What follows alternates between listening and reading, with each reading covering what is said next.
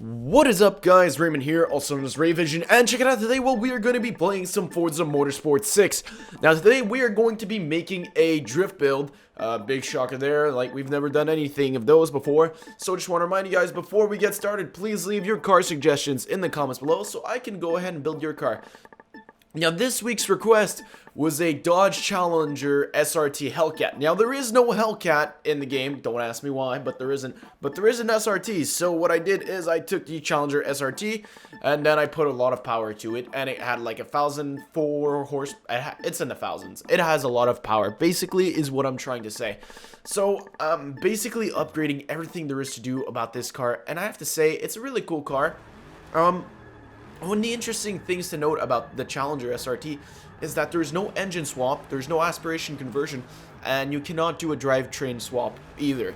So, no matter what you do, it's going to be that same engine, it's always going to be a rear-wheel drive car, and it's not going to be turbocharged, it's always with that supercharger, which, I like the supercharger, it's pretty sick. I mean, like, when you upgrade the supercharger, because, you know, you can get a better version, it adds 106 horsepower. That is pretty good. So right here, you are basically watching me going around on the school circuit and basically trying not to completely fuck up at everything. That is basically what's happening here. Honestly, this car, very, very good. It takes a bit of getting used to, and the reason why I say that is because the traction is very, very low. It feels like you're sliding on ice when you're driving this car half the time because it just wants to go sideways, which is a good thing because that's kind of the goal. And the gears are kind of short, but I take that as a really nice thing because you can have a gear up per basically every turn, and then worst comes to worst, you can always spin out like I just did or shift up mid-turn, which is always a good thing. Now, I only managed to get a third place on this race, which is fine. It's not the end of the world. I could have done a lot better, but this is where I'm lacking, okay? Overall, I'm a fairly good drifter. And the biggest difference that comes at a certain point is I can get big points now in turns, and I can maximize the scores I get in turns. The thing that is the biggest issue, let's say if I wanted to get a first place every race, is consistency. And I think that's probably the biggest issue a lot of people have with their drifting in video games or just in real life. I don't know anything about real life though. Is being consistent, being able to perform everything without ever spinning out is the hard part. Because sometimes you'll get it, sometimes it just won't. Sometimes it'll be amazing, and sometimes it'll look like you have no idea what the hell you're doing. So it's really dependent. I really like this turn here. When I originally started drifting this track back in Forza 5, I had a lot of trouble trying to connect all those turns. That was mainly because I was trying to drift it with a four-wheel drive Corvette. Let's just say that did not work out as well as I hoped it would have. But I've gone very good at chaining it up, or I say very good, but we never know. So I really, really like this car. The sound it makes, very enjoyable as usual. It's American muscle. There's nothing to complain about this car. Only thing I could complain about is they don't have a Hellcat yet in Forza, but that's not a complaint against the car, it's a complaint against the game.